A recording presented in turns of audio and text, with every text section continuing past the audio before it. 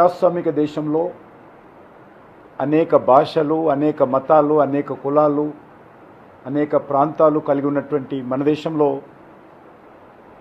అందరికీ ఒక సమగ్రమైనటువంటి దేశం గురించి, దేశ స్వరూపం గురించి మనతో పాటు యావత్ ప్రపంచానికి మన దేశం యొక్క విశిష్టత తెలియజేసేటువంటి గొప్ప కార్యక్రమము జనాభా సేకరణ.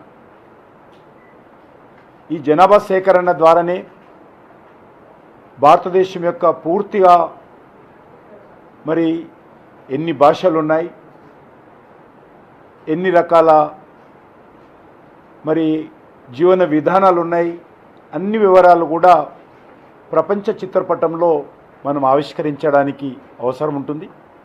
అటువంటి గొప్ప అవకాశము మరి జనగణన ద్వారా జరుగుతూ ఉంది. ఈ సంవత్సరము 2027లో జరిగేటువంటి జనగణన ఏదైతున్నదో జనగణన 2027 ప్రత్యేకంగా బీసీ జనాభా కూడా స్వాతంత్రం వచ్చిన తర్వాత మొదటిసారి భారతదేశంలో జరుగుతూ ఉంది. నెంబర్ 1. నెంబర్ 2, తెలంగాణ రాష్ట్రం ఏర్పడిన తర్వాత మొట్టమొదటి జనగణన ఇప్పుడు జరుగుతూ ఉందనే విషయాన్ని ఈ సందర్భంగా మనవి చేస్తున్నాను. ఇది కేవలము ప్రజలు ఎంతమంది ఉన్నారు, ఎన్ని ఇండ్లు ఉన్నాయి, ఒక జనగణన మాత్రమే కాదు. ఇది దేశానికి సంబంధించినటువంటి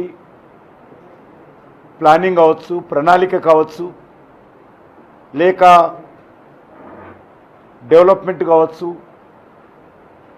భవిష్యత్తు కార్యాచరణ ప్రణాళిక రూపొందించడానికి ఉపయోగపడేటువంటి అద్భుతమైనటువంటి ప్రక్రియ ఇది ప్రపంచమంతా ఉన్నప్పటికీ కూడా మరి మనదాంటి పెద్ద దేశంలో అనేక భాషలు, అనేక ప్రాంతాలు, వివిధ ఆలోచన ధోరణులతో ఉన్నటువంటి మనలాంటి ఈ యొక్క ప్రజాస్వామిక దేశంలో జరగడం అనేటువంటిది ఒక పండుగ లాంటిది. అందుకే ప్రధానమంత్రి గారు అంటారు, ఒక పండుగలాగా దేశ ప్రజలందరూ జనాభా సేకరణలో పాల్గొనాలి. ఇది ఎవరిదో ప్రభుత్వ కార్యక్రమమో లేక అధికారుల కార్యక్రమమో కాదు, ఇది మన కార్యక్రమము. మనందరికీ సంబంధించినటువంటి ఒక పండుగ వాతావరణంలో ఈ కార్యక్రమంలో స్వచ్ఛందంగా భాగస్వాములు కావాలి, అందరూ కూడా పాల్గొనాలి. ఇది దేశం మరింత అభివృద్ధి చెందాలంటే దేశంలో ఒక సమానమైనటువంటి అభివృద్ధి, ఒక సమాంతరమైనటువంటి అభివృద్ధి మన అధికారుల ముందు కార్యాచరణ ప్రణాళిక ఏర్పాటు చేసుకోవడానికి ఈ యొక్క జనాభా సేకరణ ఎంతో ఉపయోగపడుతూ ఉంది. ఇది ఈసారి అద్భుతంగా న్యూ టెక్నాలజీతో, అదేవిధంగా ఒక హిస్టారికల్ రూపకల్పన చేసే విధంగా ఈ యొక్క జనాభా సేకరణ ఉంటుంది. ఇది ముందుగా మనకందరికీ తెలుసు, అధికారి గారు చెప్పినట్టు ముందు ఇండ్లకు సంబంధించినటువంటి సెన్సస్ జరుగుతూ ఉంది. కాబట్టి మాకు ఇల్లు ఉందని చెప్తేనో, మా ఇంట్లో ఏసీ ఉందని చెప్తేనో, మాకు ఏదైనా పథకాలు రావేమో, సంక్షేమ పథకాలు మాకు కట్ అవుతావేమో అని ఎవ్వరు కూడా భయపడాల్సినటువంటి అవసరం లేదు. ఇక్కడ చూపించేటువంటి, ఇక్కడ మీరు తెలియజేసేటువంటి ఏదైనా కూడా వాస్తవాలు తెలియజేయండి. మనకు ఎంతో ఉపయోగపడుతుంది ఓవరాల్గా ఇండియాకు, మన హైదరాబాద్ నగరానికి, మన తెలంగాణకు. కాబట్టి ఇక్కడ ఉండేటువంటి మీరు ప్రకటించేటువంటి ఏ వివరాలైనా కూడా, మీరు అందించేటువంటి ఏ వివరాలైనప్పుడు కూడా ప్రభుత్వం అమలు చేసేటువంటి వ్యక్తిగత సంక్షేమ కార్యక్రమానికి ఏ రకమైనటువంటి ఇబ్బంది ఉండదు. ఓవరాల్గా పాలసీ మేకింగ్ ఉపయోగపడుతుంది. కాబట్టి కిషన్ రెడ్డికి ఇల్లుందా లేదా, ఉంటే అయినా ఏదైనా వెల్ఫేర్ యాక్టివిటీ అరుడా కదా అనేటువంటి విషయము ఎక్కడ కూడా చర్చకు రాదు, ఎక్కడ కూడా పరిగణలోకి తీసుకోరు. కాబట్టి అందరూ కూడా ధైర్యంతో వివరాలు ఇవ్వాల్సిందిగా నేను కోరుకుంటున్నాను. అంతేకాకుండా ఇది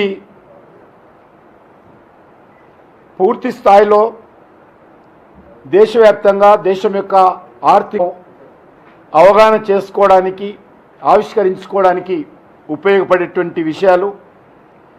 ఇది పట్టణాలు ఏ రకంగా ఉన్నాయి, పట్టణాల్లో భవిష్యత్తులో ఏ రకమైనటువంటి ప్రణాళిక రూపొందించాలి, గ్రామాలు ఏ రకంగా ఉన్నాయి, గ్రామాల్లో ఏ రకమైనటువంటి ప్రణాళికలు రూపొందించుకోవాలి, వివిధ వృత్తులు ఏ రకంగా ఉన్నాయి, ఇప్పుడు ఎంతమంది ఏ వృత్తుల్లో పనిచేస్తున్నారు, ఆ వృత్తుల ఆధారంగా ప్రభుత్వాల పరంగా ఏ రకమైనటువంటి ప్రణాళికలు భవిష్యత్తులో మనము మరి రూపకల్పన చేసుకొని వాళ్ళ సంక్షేమం కోసం ముందుకెళ్ళాలి అనేటువంటిది చాలా ఇది ఉపయోగపడుతుంది. కాబట్టి ఈ విషయంలో అందరూ ఆలోచన చేయాలి. అందరి లక్ష్యమే స్పష్టం. మనము టార్గెట్ పెట్టుకుంటున్నాం. వచ్చేటువంటి 2047లో భారతదేశానికి స్వాతంత్రం వచ్చి 100 సంవత్సరాలు జరుగుతుంది. ఆ 100 సంవత్సరాల పండుగ వరకు మన దేశం ఒక డెవలప్డ్ కంట్రీగా, ఒక అభివృద్ధి చెందిన దేశంగా, ఒక వికసిత్ భారత్గా భారతదేశం రావాలని కోరుకుంటున్నాం. కాబట్టి ఇప్పుడు జరిగేటువంటి జనాభా సేకరణ మరి డెవలప్డ్ కంట్రీగా ఎమర్జ్ కావడానికి కావలసినటువంటి కార్యాచరణ ప్రణాళిక రూపొందించడానికి ఎంతో ఉపయోగపడుతుంది.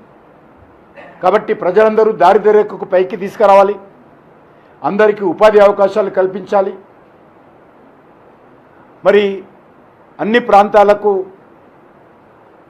ఇన్ఫ్రాస్ట్రక్చర్ యాక్టివిటీ డెవలప్మెంట్ చేయాలి, అన్ని వృత్తులను వాళ్ళు ఎంచుకున్నటువంటి వాళ్ళు పనిచేస్తున్నటువంటి వృత్తులకు ప్రోత్సహించాలి ప్రభుత్వాల తరఫున, సమాజం తరఫున.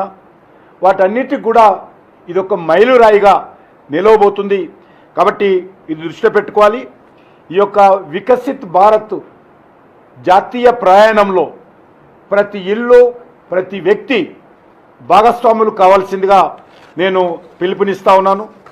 ముఖ్యంగా మరి ఖచ్చితమైనటువంటి సమాచారం ఉంటే దాని ఆధారంగా ఖచ్చితమైనటువంటి సమగ్ర ప్రణాళిక మనం రూపొందించడానికి అవకాశం ఉంటుంది. కాబట్టి ఇది దానికి మాత్రమే ఉపయోగపడుతుంది. కాబట్టి అది ఆలోచన చేయాల్సిందే కోరుతున్నాను.